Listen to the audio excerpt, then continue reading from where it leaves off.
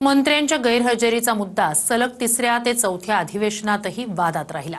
नगरविकास विभागाच्या प्रश्नांवर उद्योगमंत्री उत्तर कसं काय देतात असा प्रश्न विरोधकांनी उपस्थित केलाय। पाहूया। हा राज्यमंत्र्यांचा अपमान आहे की नाही हे मुख्यमंत्र्यांनी येऊन सभागृहात सांगितलं पाहिजे। याच्या पुढे आम्ही अशीच भाडोत्री मंत्र्यांकडनं उत्तर ऐकायची की नाही। आणि याला चांगला याला दुसरा शब्द सांगा, मला याला शब्द सांगा, याला दुसरा शब्द सांगा।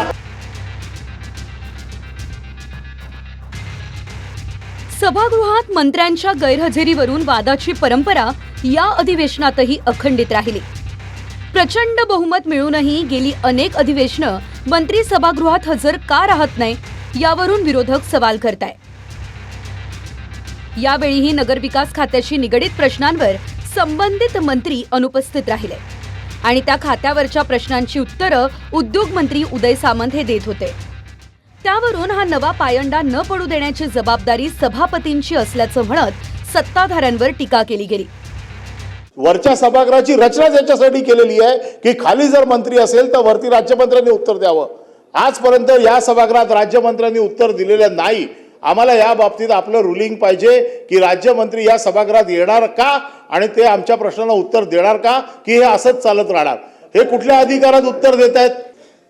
मुख्यमंत्र्यांकडे ही जबाबदारी अधिवेशन चालवायची आणि आपण त्याचे एक्झिक्युटिव्ह आहात की हे सभागृह व्यवस्थित चालवण्याची। त्यामुळे आपण या सभागृहाला मार्गदर्शन करावं। आपल्याकडनं ही अपेक्षा आहे की याच्या पुढे आम्ही अशीच भाडोत्री मंत्र्यांकडनं उत्तर ऐकायची की नाही। आणि याला चांगला याला दुसरा शब्द सांगा, मला याला शब्द सांगा, याला दुसरा शब्द सांगा, याला दुसरा शब्द सांगा, याला दुसरा शब्द सांगा ना।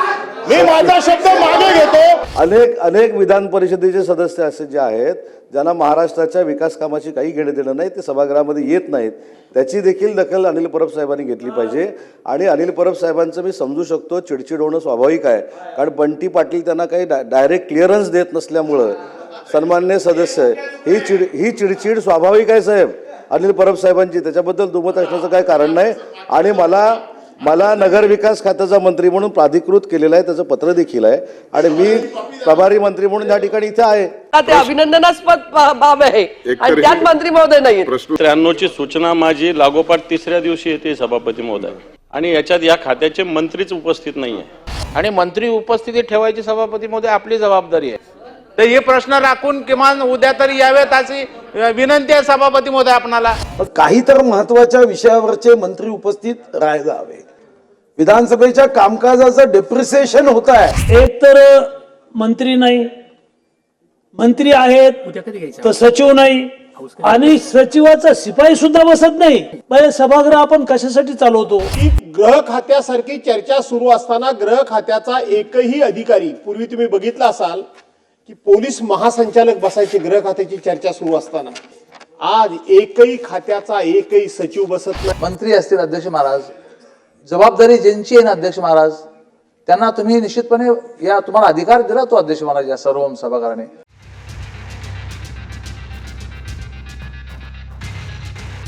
गेल्या मार्च मधल्या अधिवेशनातही प्रश्नोत्तरांच्या तासालाच मंत्र्यांचा पत्ता नव्हता। यावरून विरोधकच नाही तर खुद्द सत्ताधाऱ्यांनीच सवाल करत सभापतींना योग्य पावलं उचलण्याचं आवाहन केलं होतं।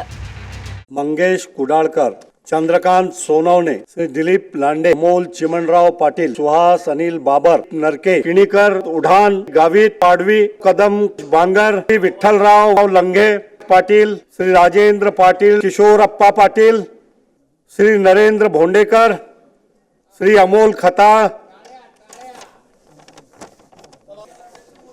श्री राजकुमार बडोले। डिसेंबर 2024 मधल्या अधिवेशनात तर राज्यपालांच्या अभिनंदन प्रस्तावावर बोलण्यासाठी तालिका अध्यक्षांनी जी 15 ते 20 नावं पुकारली ते सर्वच्या सर्व आमदार ओळीने अनुपस्थित होते। त्यावरून वादंग झाला होता। मागच्या काही अधिवेशनातला अनुभव पाहता ही परंपरा या पुढच्या अधिवेशनातही चालूच राहण्याची शक्यता नाकारता येत नाही। सत्ताधाऱ्यांच्या गैरहजेरीवरून विरोधक सभापतींना प्रश्न करतील, सभापती त्यावर नेहमीप्रमाणे मुद्दा नोट करून योग्य त्या सूचना देतील। मात्र गैरहजेरीचा मुद्दा जसाच तसाच राहील. Bureau report, TV9 Marathi.